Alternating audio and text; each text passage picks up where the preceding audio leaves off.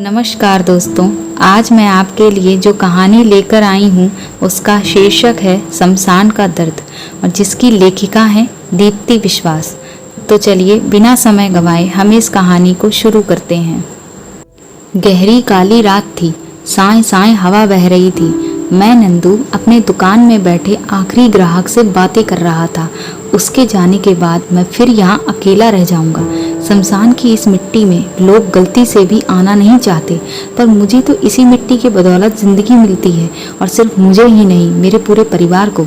इस शमशान के सन्नाटे के बीच मेरी एक दुकान है। यहाँ अपने परिजनों और दोस्तों को जलाने आए लोगों के लिए मैं सिगरेट, चाय, पेट भरने लायक भोजन और छुप छुप कर दारू की भी व्यवस्था करता हूँ। इस पूरे शमशान में एक मेरी ही इकलौती दुकान है। दिन में तो लोग आते जाते रहते हैं, पर रात में यहाँ सन्नाटा फैल जाता है। मैं भी पहले रात के वक्त घर चला जाता था, पर पिछले साल रात में आकर कोई मेरे दुकान से सारी चीज़ें चुरा कर ले भागा। तब से मैं दिन रात यहीं पड़ा रहता हूँ। मेरे 3 बेटे हैं, तीनों ही पहले दर्जे के आवारे और निकम्मे। मेरी एक बेटी भी है, सबसे छोटी है पर सबसे होशियार भी है। वही मेरे लिए खाना ले आती है। आज शाम ही एक लाश यहाँ जलाई गई है। दूर से ही मैं चलती हुई चिता की लौ देख पा रहा था। हवा दिशा बदल बदल कर चल रही थी, इसलिए आग भी हवा में फड़फड़ा रही थी।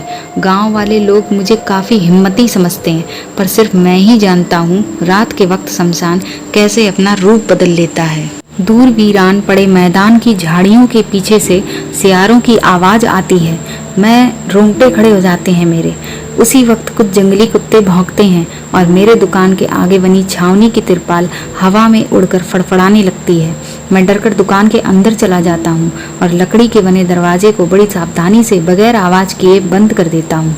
दरवाजे के पास बैठकर मैं उसमें बने छोटे से छेद से बाहर की ओर देखता हूँ और मुझे दिखाई देती हैं जल रही लाश की आग जो हवा में लहरा रही होती है, और मेरे मन मस्तिष्क में तरह तरह के चित्र बनते हैं। उस उड़ती हुई आग में मैं सहम जाता हूँ। इच्छा होती है उसी वक्त गांव की तरफ दौड़ पड़ूं, पर बाहर फैली मनहूसियत मुझे भीतर तक डरा देती है। रह रहकर कुत्ते रुदन करते हैं।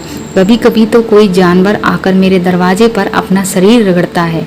अभी 2 दिन पहले की ही बात है। सुबह उठकर जब मैं दरवाजे से बाहर निकला तो मेरे पैरों के नीचे किसी का अधजला हाथ आ गया। मैं जलती हुई उंगलियां साफ देख पा रहा था। खैर, ये सब तो मैं पिछले 10 सालों से झेल रहा हूँ।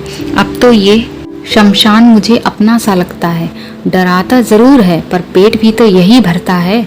इन 10 सालों में एक बार भी मेरी मुलाकात किसी रूह से नहीं हुई, पर यह सिलसिला ज़्यादा नहीं चल पाया। घनघोर बरसात की रात थी ये। मैं शाम से ही अपने दुकान के अंदर था। जब तक रोशनी रही, इक्का दुक्का लोग आते, कोई सिगरेट और कोई गुटखा पान लेकर ही चले जाता।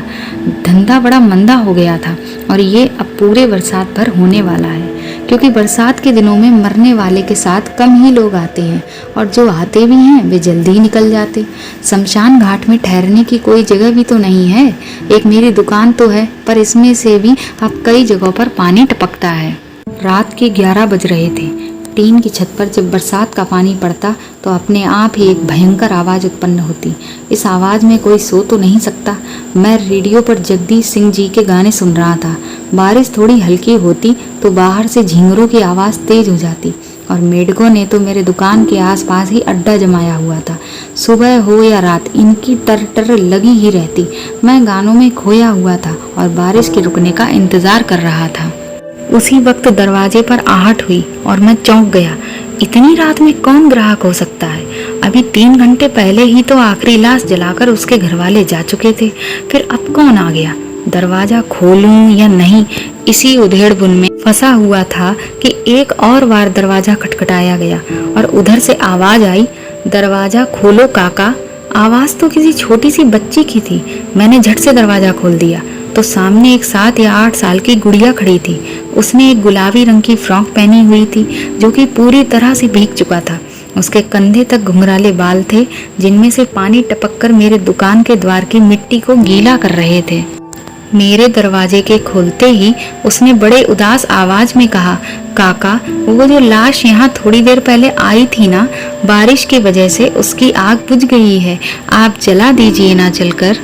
मन में बहुत से सवाल तो थे, पर पता नहीं क्यों मैं उससे कुछ बोल नहीं पाया। उसके चेहरे के दर्द ने मुझे मजबूर कर दिया और मैं सीधे दुकान से केरोसिन तेल निकालकर उसके पीछे पीछे चलने लगा।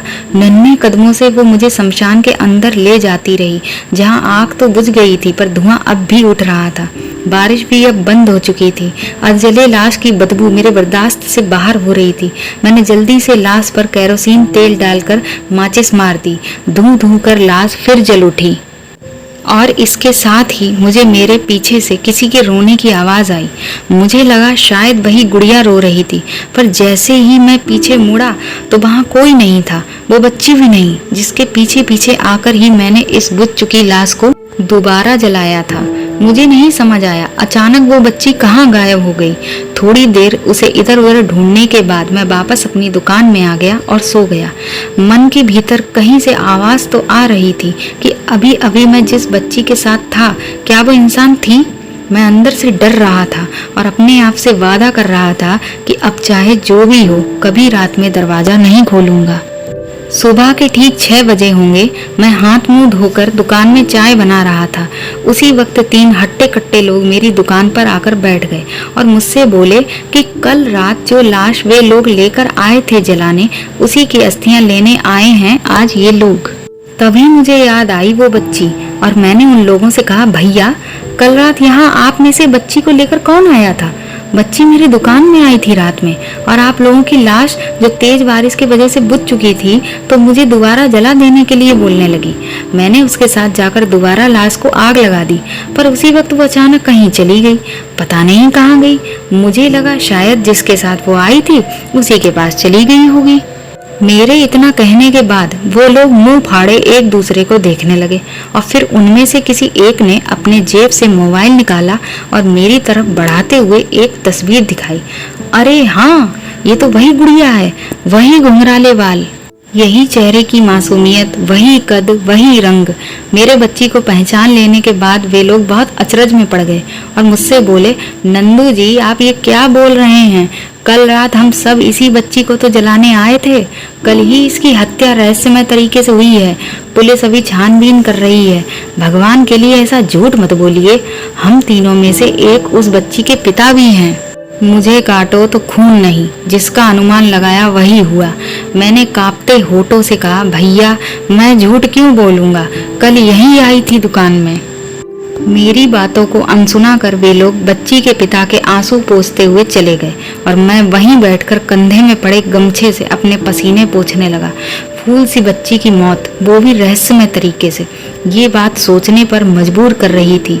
मैंने अपने दोनों हाथ जोड़कर ईश्वर से प्रार्थना की, हे माँ दुर्गा, नन्ही सी बच्ची की आत्मा को शांति देना और उसके कातिलों को सजा भी। लेकिन मैं उस वक्त नहीं जानता था कि मेरी दूसरी प्रार्थना जो मैंने बच्ची के लिए की है वो मेरे ही हाथों से पूरा होगा। जैसे तैसे दिन बीता और फिर डरावनी रात हुई। कुत्ते तो आज शमशान घाट के अंदर ही बैठकर रो रहे थे। मैं पहले से डरा हुआ था, ऊपर से ये सारी आवाजें, झींगरों की, मेढकों की और कुत्तों के रोने की, सब मिलकर मुझे और ज्यादा डरा रहे थे। सोने से पहले आज मैंने रेडियो पर गाने भी नहीं बजाए और लालटेन को भी जला ही रहने दिया। मैं जल्दी ही सो जाना चाहता था, पर कमबख्त नींद आए तब ना। बारिश धीरे धीरे तेज हो रही थी। अभी रात का पहला पहर बीता ही होगा कि तभी सन्नाटे को चीरती हुई एक आवाज़ मेरे कानों तक पहुंची और ये आवाज़ थी लकड़ी के दरवाजे पर किसी के दस्तक की। कोई बाहर से मुझे आवाज़ लगा रहा था, नंदू काका दरवाज़ा खोलिए। तो दोस्तों आगे क्या होगा? क्या नंदू दरवाजा खोलेगा? क्या नंदू की आज आखिरी रात है? और क्या ये वही लड़की है? आखिर ये लड़की नंदू से क्या चाहती है? और इतनी छोटी बच्ची की हत्या किसने की होगी?